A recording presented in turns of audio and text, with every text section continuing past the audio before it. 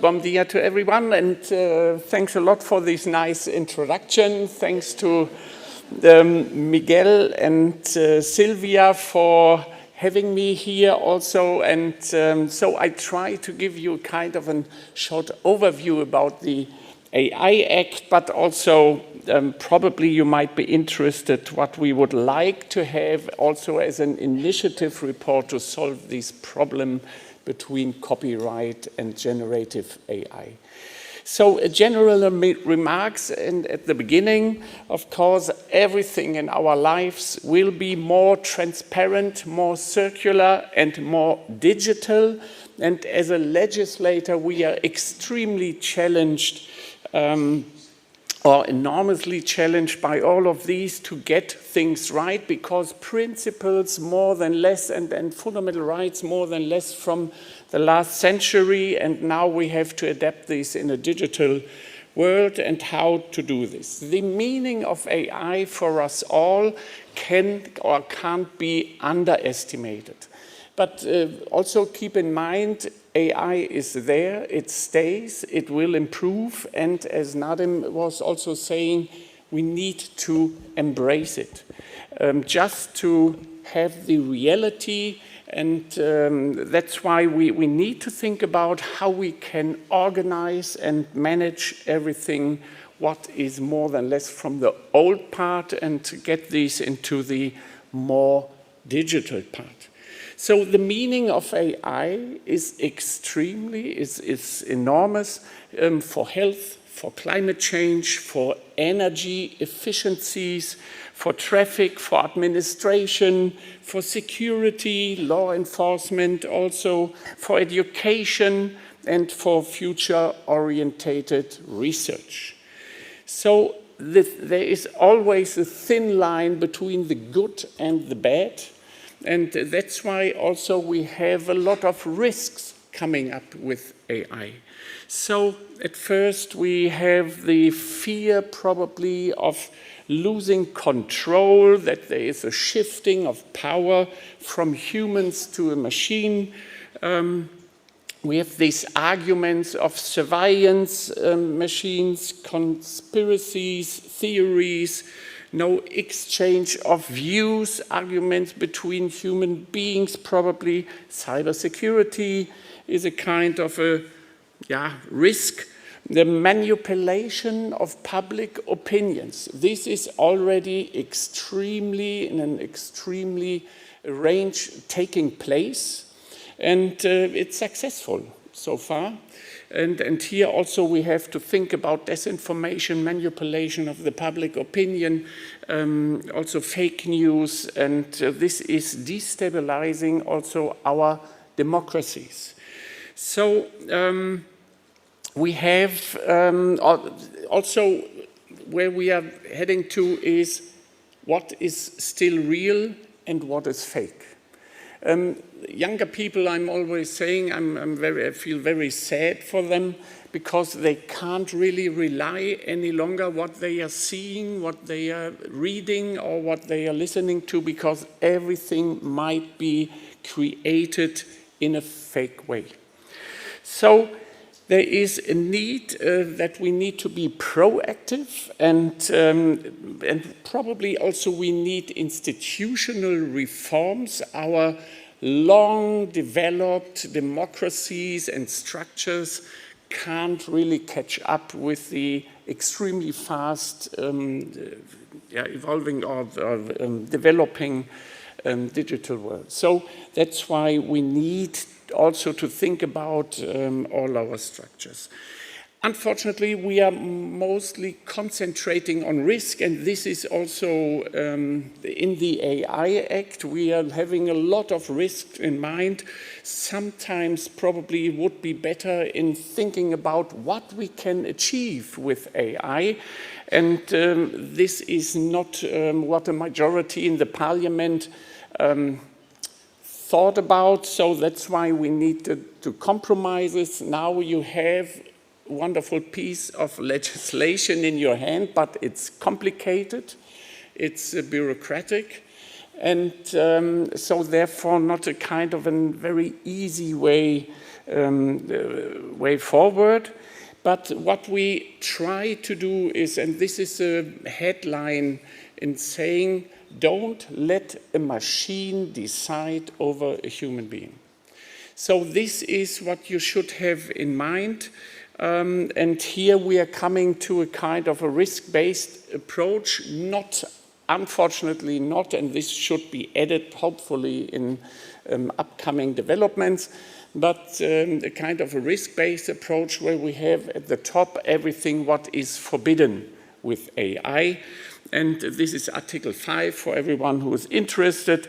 This might be emotional recognition. This might be also facial recognition and so on. But if we're coming to emotional recognition once again, of course, if you are in an airplane or in a car and the device or the machine is looking at your eyes and they are closing somehow, then or you're getting tired and so on, this should be still allowed.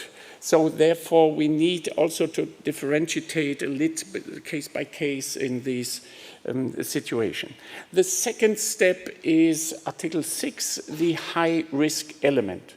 And this is the core of the AI Act, where we have, or where we are defining, where we are defining what is an AI high-risk system. High-risk systems are allowed to use, but we have additional requirements for the system itself and also for the deployer. And this makes this very complicated now and very bureaucratic, but it's focused on the high-risk systems can be a threat to health, to life, to fundamental rights, and so on. And this is why we thought this might be a kind of a good step in have criteria in addition for the high-risk systems. The low-risk systems or non-risk systems are not really playing not really kind of a big role in this AI Act. Yes, there are some additional points in it, but focus on AI high risk. The problem is now, where are the limits or limitations and borders to AI high risk systems and low-risk systems. So this is what we are trying to explain in a kind of an annex. At first, everything what is producing security and what we have done already through the decades of the European Union legislation is product security and elements, and here we are saying this might be a kind of a high risk if you're dealing with these safety systems. On the other hand, of course, we have critical infrastructure. And this is also something what you should have in mind. If you have an AI high-risk system, then means in a critical infrastructure, this is air, marine, or military, energy, and so on. So then this is something what we should have in mind. Just to give you kind of a short overview, of course, there are some provisions in it where we are talking about the AI governance, how we are dealing with it, and so every member state is asked at the end to build up a kind of a governance structures.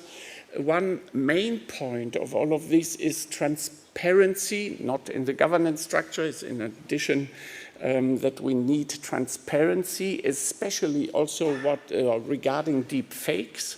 So if you can imagine a kind of a broadcasting TV show or whatever where you have an artificial moderator and artificial news.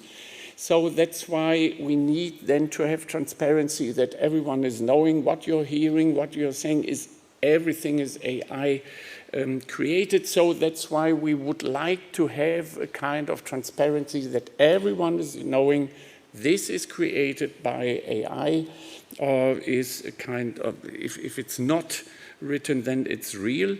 But this is something what is extremely important. Of course, if we're coming to the movie sector, we do not want to see a kind of a stamp in it in the movie when the Eiffel Tower is exploding. Here we are still hoping it's enough at the beginning or at the end to say artificial intelligence is also part of it. So we have also thought about, and this was Joanna saying, by the way, sandboxes. These sandboxes is just, but don't quote me on this more than less, it's just a kind of an outlaw region or environment where you can test, where you can train your AI model, and where you can use probably also personal data to train your algorithms, and where you are not immediately get hindered by administration, but there is a supervision on it.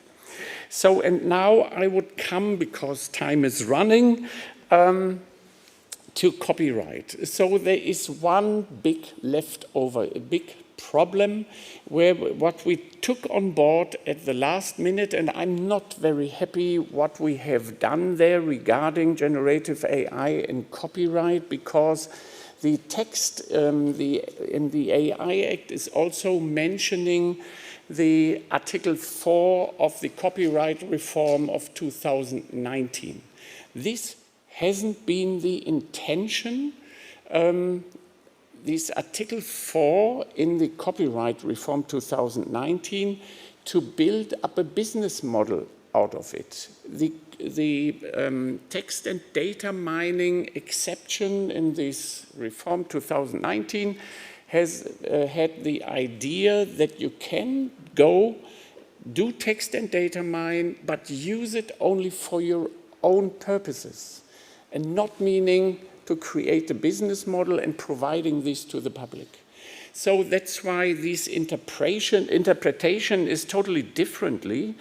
And here we have to make clear also in this now initiative report on the European level that this Article 4 can't be interpreted in such a way, because we have also said at that time you need to delete these data if you once have finished the reason why you have text and data mined, and this will never be deleted in such models. So there is a kind of element in it where I would say we need to find a different way. Of course, we need something similar, Article 4 with text and data mine, but with totally different consequences out of it, meaning remuneration, of course, or licensing.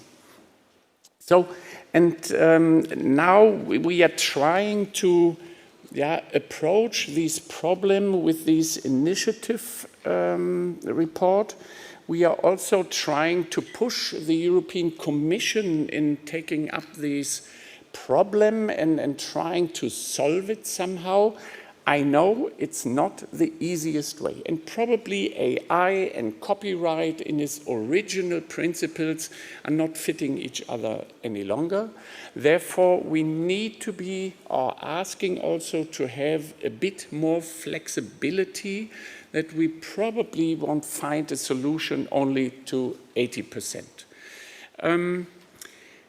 The problem on the real challenge what we have is that Europe is not leading in AI. And, but AI is so dominating and dominates also the future and will improve, that we can't afford as Europe that we are too much lagging behind. We are already doing this, but the idea is also that we are stepping up or trying to catch up somehow in some specific areas. So that's why is it important not that copyright at the end is not hindering AI development. That's why we are starting to think about like the Article 17 of the copyright reform in this structure, that we are thinking, oh yes, we would like to keep the principle of copyright, but also here we need to think about, so let's have the principle, but if we are coming then to licensing, we should think about how we can simplify licensing. Just to give not a reason or argument to the other or to the tech developers in saying, oh, if copyright now comes into place, then we have to leave the continent. This is not what we should achieve. So therefore we are looking for this balance. Also what I would like to have integrated is also how we can make sure that for upcoming developments, whatever it is, I'm thinking sometimes of telepathic transformation or whatever, but whatever it is that we have, or we are creating a system where we do not have to talk about copyright again and again for every single technique or development what we have in place. So that's why we trying to find a kind of a future-orientated solution also. And this is, yeah, but then of course the question is how we can do this. And here my idea so far, but is so far not very much embraced by colleagues or by the creative sector, a kind of a central register somehow that we have to oblige everyone in saying you need to meet this register, otherwise you're in big trouble. So that you have additional, as a kind of an alternative, but with a special public trust in it, a kind of an additional alternative instrument.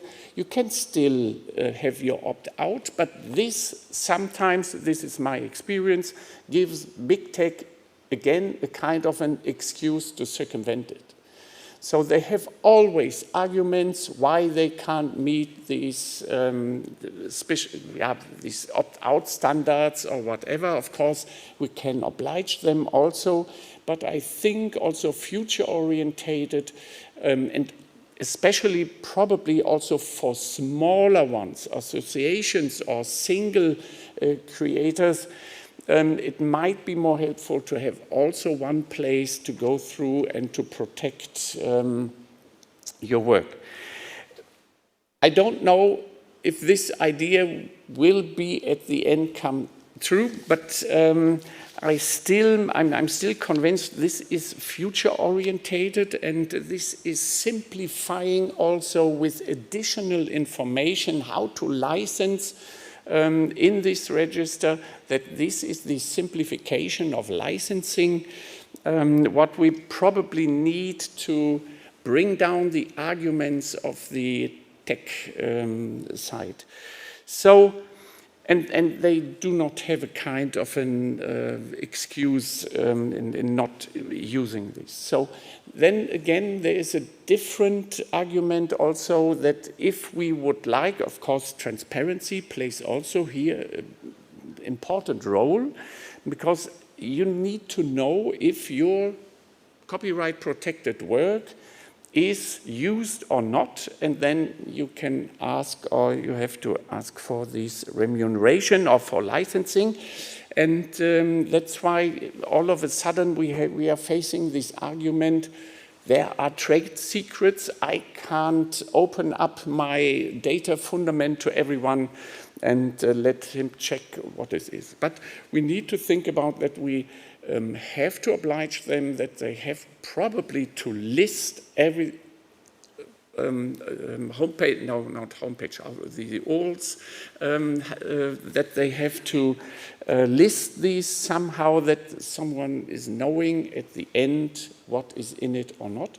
And this can be done if they are using these arguments of trade secrets, can be done also by EOIPO, so the European Organization for Intellectual Property Rights, and so on. There is an additional, because my time is running out, we have to think about piracy sites and also these kind of, let's say, black stored copyright protected works somewhere else. And territoriality principle. This is also something what we should have in mind, because we do not want to see that everyone is training their large language model in Japan, where you do not have any limitations, and then offering these in the European market. And here also we need probably to renew or to rethink the territorial principle. So this is what we have in mind. There are a lot of other questions, especially for press publishers. What we also be aware, should we also be aware of, if these large language models are the kind of a gateway for the future of everyone to get information, then they are channeling this information. And at the end, what we are seeing in the development in the US is more than less, and I'm exaggerating a bit, but I would say they are on their way to dictate what we should think, because they have all the information in their hands. And this is why we also should think about to secure press publishers here even better, even in this diversity. But we have also to have in mind digital means also more centralization. And we are in Europe totally fragmented, sector by sector, and in this sector, let's say, collective management organizations, and even some creators without any binding on these elements. And centralization is something what comes with digital, because it's a global instrument, and if we are thinking about to simplify licensing, but only to get a kind of a better or more negotiation power, then we should more centralize. If we are not doing this, everyone will do or try something, but won't be as successful as if we can create a more centralized system here. I'm sorry for this overtime, but this was rushing through the ideas on AI Act and also on this initiative report, what we have in mind. But please have in mind there are additional problems. Nobody knows so far how to solve it. We are trying this, and I hope we are on a good way, and that you can support and support it, and hopefully then pushing the Commission to a solution. Thanks a lot.